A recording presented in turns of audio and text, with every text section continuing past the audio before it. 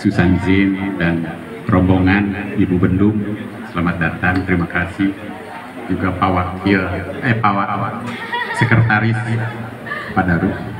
Yang terhormat juga kepada Bapak Pembina Pak Haryadi yang saya hormati. Juga kepada Dan Ramil yang mewakili, dan juga dari Kapolsek, serta dari pihak pemerintahan, baik dari wakil kecamatan ataupun dari kelurahan, dan seluruh undangan serta rekan-rekan yang sudah hadir dari DPD MIO Indonesia. Alhamdulillah pada hari ini sudah dilantik dengan lancar ketua yang baru, Ketua DPD MIO Kota Tangerang, Bapak Anda Suhanda.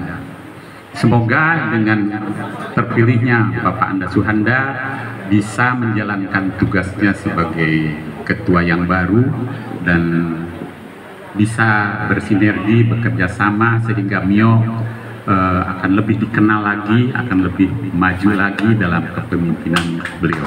Terima kasih sebelumnya, dan saya tidak berpanjang lebar, hanya mengucapkan selamat. Selanjutnya mungkin nanti akan ada sedikit, bukan banyak juga nggak apa-apa, dari Bapak Pembina kita, Bapak Haryadi. Saya sedikit saja. Demikian dari saya, mohon maaf apabila penyelenggaraan kami di sini kurang berkenan atau banyak kekurangan. Demikian dari kami, mohon maaf. Assalamualaikum warahmatullahi wabarakatuh.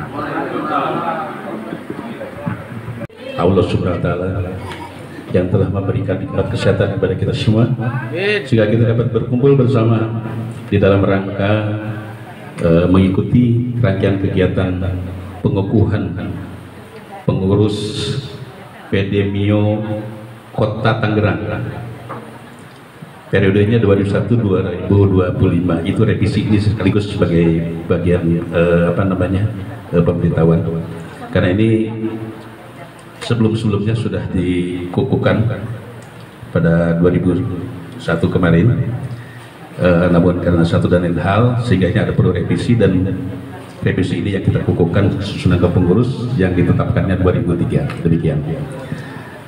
Izinkanlah saya selaku Ketua Umum Indonesia ingin menyapa kepada tamu yang hadir hari ini. Kebetulan sudah hadir di sini Pak Dan Ramil 04 Ciledug, Bapak Kapten Kavaleri Edi Setiawan. Tepuk tangan dulu dong buat beliau di tengah kesibukannya yang luar biasa padat, masih menyempatkan diri untuk hadir di sini bersama Bapak anggotanya. Saya juga tidak bisa menyebutkan satu-satu pada tamu undangan ini. Ya, pada intinya kami mengucapkan terima kasih atas support dan kehadirannya di acara pengukuhan ini, dan teriring salam hormat kepada Ketua Dewan Pembina Bapak Haryadi. Tadi sudah berbicara banyak ucapan daging. Kalau ucapan daging tahu kan? Banyak ucapan-ucapan yang bermakna yang disampaikan oleh beliau, dan tentu saya di sini juga tidak akan berpanjang lebar untuk berbicara di depan. Akan memberikan porsi kepada beliau yang hari ini bisa memberikan pencerahan terhadap teman-teman yang terhitung mulai hari ini. Pak Anda Suhanda, Anda selaku Ketua DPD bersama jajaran kabinetnya yang luar biasa, tidak perlu ragu, tidak perlu gampang, selagi ada Pak Haryadi. Bukan. Bapak Ibu hadirin sekalian yang saya hormati, salah satu ciri negara demokrasi yang sehat adalah dijaminnya kebebasan pers. Mengingat kebebasan pers yang sehat dan dijunjung tinggi akan memunculkan pemerintahan yang sehat, cerdas, dan berwibawa. Oleh karena itu, pers menjadi sesuatu yang sentral dan strategis, sehingga dia juga disebut sebagai pilar keempat demokrasi, melengkapi yudikatif, eksekutif, dan satu lagi legislatif. Jadi dengan adanya lompatan era reformasi, era digitalisasi yang luar biasa, saat ini yang dirilis dari Kominfo, keberadaan daripada media online ini sudah 47.000. Coba bayangkan, 47.000. Kalau satu media aja merekrut 10 orang, sudah berapa banyak media-media ini, perusahaan media ini yang memperkerjakan wartawan. Namun kita juga harus mengkritik data. Mio Indonesia sebagai wadah, sebagai organisasi yang menaungi perusahaan-perusahaan media berbasis online, tentunya juga harus mengkritik data. Kita lihat bahwa dengan segala keunggulannya media online saat ini, sehingga media-media konvensional, media cetak, banyak juga yang sudah kolab dan tidak sedikit yang belum tinggal. Ini tentu perubahan-perubahan tentang era digitalisasi ini tidak bisa dianggap remeh, dan tentu ini juga menjadi sebuah harapan dan tantangan sekaligus dari para teman-teman, para pengelola media untuk terus survival, mengingat bahwa perusahaan media juga adalah sebuah entitas bisnis yang harus dijaga. Tentunya bagaimana supaya bisa menarik pembaca dan tidak bernasib malang seperti perusahaan-perusahaan cetak yang saat ini, kalaupun masih bertahan, mereka itu bloating, tidak lagi bisa menghasilkan suatu profit yang bisa membiayai untuk perusahaan.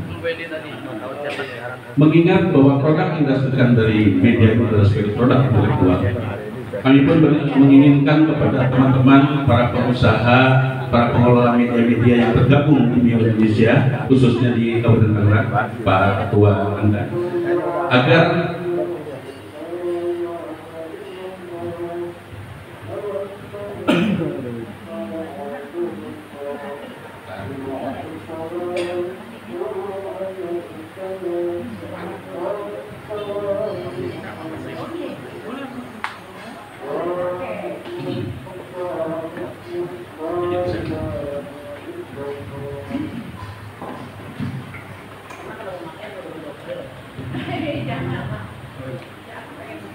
baik diulangi.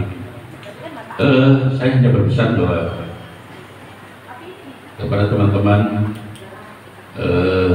terutama wartawan-wartawan yang berada di pusat-pusat media, agar lebih serius, karena ada tanggung jawab kita sebagai pemegang profesi wartawan itu yang harus kita junjung tinggi. Dan kita beri keinginan dengan dikukuhkannya PT Mio Kota Tangerang ini, semua media-media yang tergabung di organisasi di Kabupaten Kota Tangerang ini bisa mengacu kepada kinerja yang berintegritas.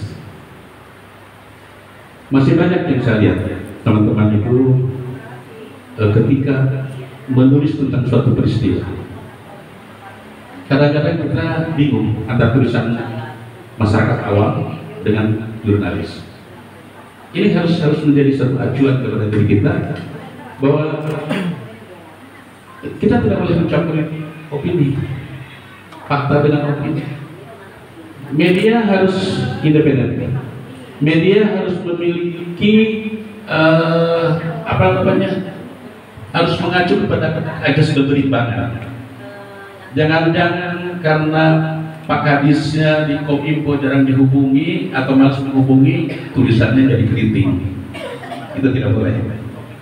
Atau yang karena sebab pada penampilannya ketika akan dijumpai, beliaunya tidak tutup pintu, terus tulisannya menjadi keriting. Media tidak boleh ada di foto. Media harus tetap mengacu kepada 11 poin kode etik jurnalistik. Kalau dua hal itu, 11 poin kode etik dilakukan secara bersamaan dengan Undang-Undang Pers nomor 40, saya kira yang sering dikatakan sebagai kriminalisasi wartawan itu pasti tidak ada. Tambah itu.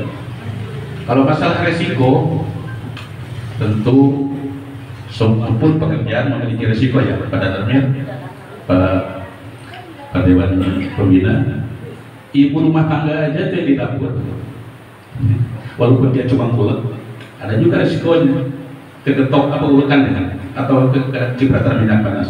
Apalagi wartawan yang dari produk tulisannya itu bisa membuat orang senang, juga tidak sedikit orang menjadi marah.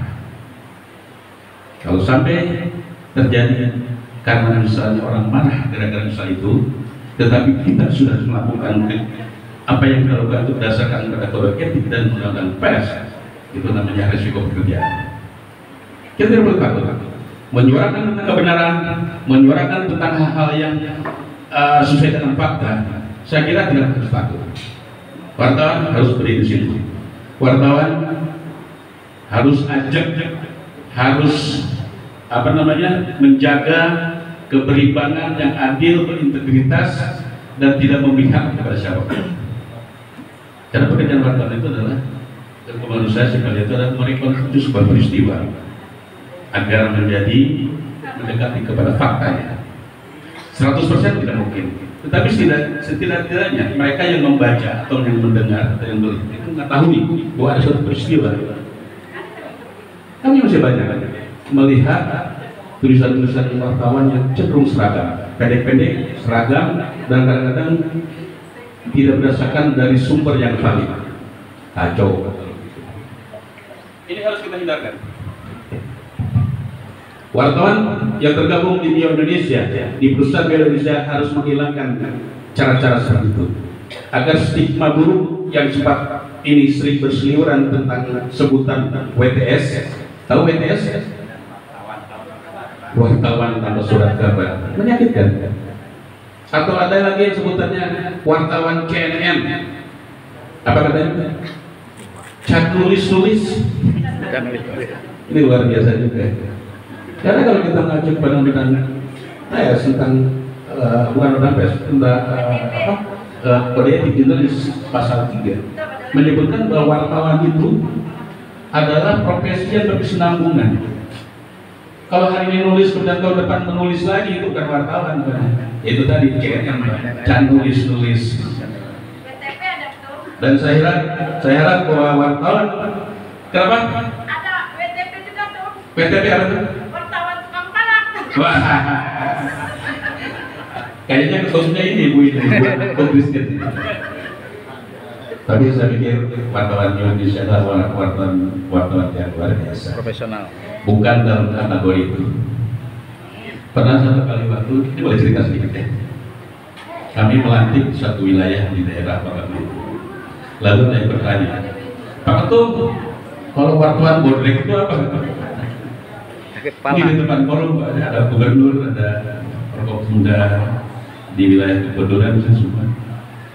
Lalu dari satu sisi itu sebagai kritik, karena memang sebagian besar media-media yang tergabung atau di organisasi yang pada saat itu kami masih diuji adalah kumpulan dari wartawan-wartawan yang memang berangkat bukan dari pendidikan formal, dan dari perusahaannya pun perusahaan yang kadang-kadang kalau kita validasi kantornya di garasi banyak.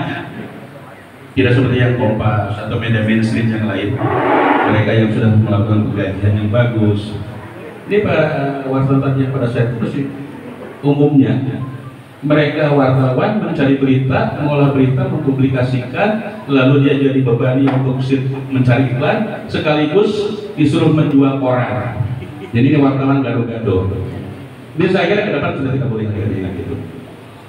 Media Mio Indonesia terlepas mereka itu berdiri di garasi, tetapi semua yang berkaitan dengan masalah legalitasnya harus mengacu kepada itu tadi, harus kepada hukum tentunya. Karena kalau ini AB antara produk jurnalistik dengan yang dibalut oleh Undang-Undang Nomor 40 ini akan saru dengan Undang ITE. Kita salah tulis, ternyata divalidasi perusahaannya abal-abal, alamatnya tidak jelas, pimpinan redaksinya termasuk dengan wartawannya dia juga. Itu bukan perusahaan pers. Ketika dia menulis dan itu berpercaya terhadap delik, kemudian orang itu tidak menyukai terhadap, dia bisa berlapor. Ketika divalidasi oleh Dewan Pers, oh ini tidak berbadan hukum. Lalu semua yang berkaitan dengan NIB, ALBI-nya juga tidak sesuai. Pak, laporannya ke kami, laporannya langsung ke Baris Krim saja. Artinya ini diarahkan supaya bahwa itu bukan produk pers. Saya tidak ingin bahwa perusahaan-perusahaan media yang ada di Indonesia itu abai terhadap ketentuan-ketentuan. Terlepas belum terverifikasi secara faktual dan administrasi Dewan Pers, tidak persoalan. Yang penting perusahaannya berbadan hukum. Dan kami di Indonesia siap untuk memfasilitasi. Saya selaku ketua umum berjanji pada 2 tahun yang lalu bahwa ingin membawa gerbong ini setelah terpenuhi di 2/3 teritorial dan KRI itu sebagai peserta dari Dewan Pers, kami ingin maju menjadi konstituen Dewan Pers. Lalu kami juga ingin menghimpun 200 media seluruh Indonesia yang bisa terverifikasi secara faktual dan administrasi. Dan kita akan mulai dari kota Tangerang. Insya Allah dengan adanya kehadiran Pak Haryadi dan juga Bapak dari pembina di DPW ya, Mas Tanda. Saya hampir lupa nih, soalnya teman saya di Garnisun mirip-mirip begini. Ini Pak Yogi atau apa? Agak mirip-mirip. Jadi saya harap bahwa ini akan kita mulai di sini. Itu saja yang bisa saya sampaikan. Mohon maaf jika ada kekurangan dan kurang tepat, dan tentu masih ada yang ingin disampaikan lebih intens lagi yang kali ini akan disampaikan oleh Pak Haryadi. Wassalamualaikum warahmatullahi wabarakatuh. Terima kasih kepada Bapak Ketua Umum Indonesia, Bapak Haris. Atas pelantikannya sebagai Ketua DPD MIO Kota Tangerang. Bagaimana Pak komentarnya? Ya, alhamdulillah acara telah selesai, telah berlangsung atas pengukuhan pelantikan MIO Kota Tangerang. Saya mengucapkan banyak-banyak terima kasih kepada teman-teman semua yang sudah mendukung dan memberikan waktu baik materi maupun tenaganya lah ataupun dananya untuk kegiatan ini. Saya mengucapkan ribuan terima kasih kepada teman-teman.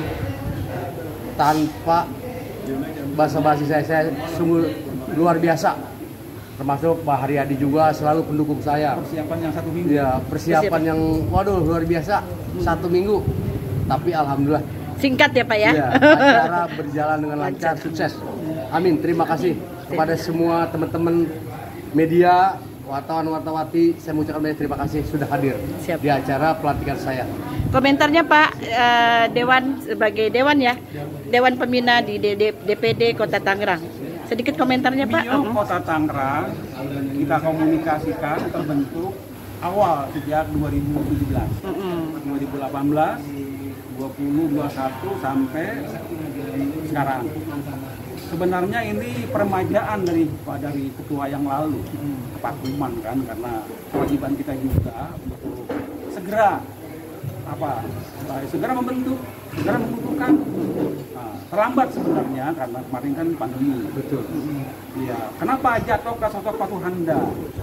Saya tahu Pak Tuhanda. Dia nggak tahu saya. Betul. Jadi bukan kita paksakan juga, udah kita uji. Alhamdulillah tanggal ini kita kebetulan sebagai ketua MIO Kota. Mudah-mudahan semoga bisa membawa Mio Kota Tangerang lebih baik lagi dari yang sebelumnya. Amin. Yang penting kompak, Siap. kompak semua pengurusannya. Oke, siap. Dan rencana ke depan. Nah, rencana ke depannya. Ingat, Setelah yang disahkan. tadi itu segera langsung visum ke kota. Siap. Minta arahan selanjutnya. Kalau misalnya ada agenda ke depan, undang kota. Untuk apa? Ya, tadi acara apa? Jambore 4 DPD. Mana Pak Dianto? Ya, DPD. ketua DPD di 40 Jambore 4 DPD. Nanti lengkap. Jadi Kota Tangerang, mungkin kabupaten, Tangsel, mungkin yang dekat siapa? Serang. Udah, itu aja. Fokuskan itu.